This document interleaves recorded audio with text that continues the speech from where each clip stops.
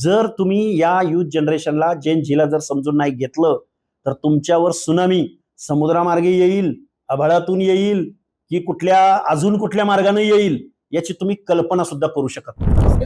हे बघा, सीजीआयनी थोडस जबाबदारीनं वागायला हवं होतं.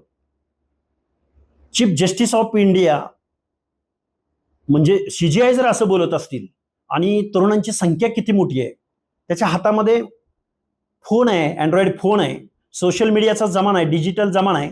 या जमान्यामध्ये काय क्रांती होऊ शकते हे आता सीजीआयला नव्हे, सीजीआय तर सोडा, पण महाराष्ट्राचे मुख्यमंत्री, देशाचे पंतप्रधान, राज्यकर्ते, सगळे आमदार, खासदार, मंत्री, विरोधी पक्षनेते, पक्ष चालवणारी मंडळी, या सगळ्या लोकांना कळून चुकेल की तुमचं जे चाललंय ते बरं चाललेलं नाही. विरोधकाची भूमिका बरोबर नीट पार पाडत नाही आणि सत्ताधारी इथल्या लोकशाहीला मानत नाही. प्रत्येक गोष्टी टेंडरिंग मध्ये, कमिशन मध्ये, इरेग्युलर सगळ्या गोष्टी पायदळी तुडवल्या जात आहेत.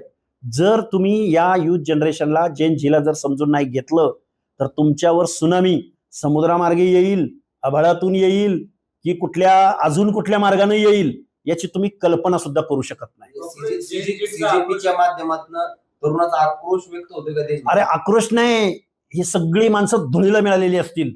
बरं, ही जी काही कॉक्रोच जनता पार्टीच्या माध्यमातून तरुणांच्या मनामधली भडास व्यक्त केली जातोय, आज प्रत्येक माणूस उठतोय आणि मी कॉक्रोच जनता पार्टीचा सदस्य आहे म्हणतोय आणि तो सोशल मीडियाला टाकतोय. त्यामुळं एका क्लिकवर जग एकत्र आलेलं आहे. त्यामुळे सत्ताधाऱ्यांनो, तुम्हाला घरी बसवायला ही नवीन पिढी, ही जेन झी तुम्हाला मागं पुढं बघणार नाही. त्यामुळे सावध असा, नाहीतर तुमचा कार्यक्रम करेक्ट होईल. 29ला बघा, ही जेन झी आहे ना, या जेन झीला इथली सिविक सेन्स द्या. आता माझा इंग्लिश शब्द कसा आहे बघा, सिविक सेन्स जर त्यांच्याकडे नसेल तर इथं लोकशाही राहिली बाजूला, मतदान राहिलं बाजूला, सत्ता परिवर्तन राहिलं बाजूला. नेपाळमध्ये ज्या पद्धतीनं उठाव झाला, क्रांती झाली, त्या पद्धतीनं हा देश सुद्धा क्रांतीच्या उंबरट्यावर उभा आहे.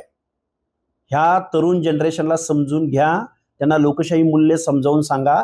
पण ही लोकशाही मूल्य समजावून सांगत असताना तुम्ही लोकशाहीप्रमाणे वागा.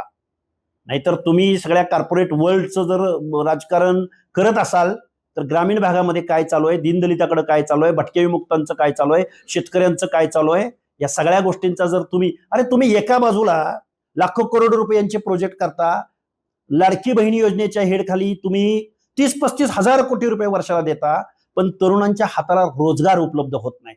तुम्ही नोकरी देऊ शकत नाही, तुम्ही महागाईचा भत्ता देऊ शकत नाही. ही जी काही आत्ता हातामध्ये मोबाईल घेऊन बसलेली डिजिटल मीडिया ज्याच्या हातात आहे, त्या लोकांना जर असं तुम्ही बेरोजगार ठेवलं ना, हा विषय फक्त त्या सीजीआय पुरता नाही, हा विषय फक्त बेरोजगारी पुरता नाही, तर हा सिविक सेन्स जर या पिढीला नाही मिळाला तर क्रांती अटळ आहे. हा देश क्रांतीच्या उंबरट्यावर उभा आहे.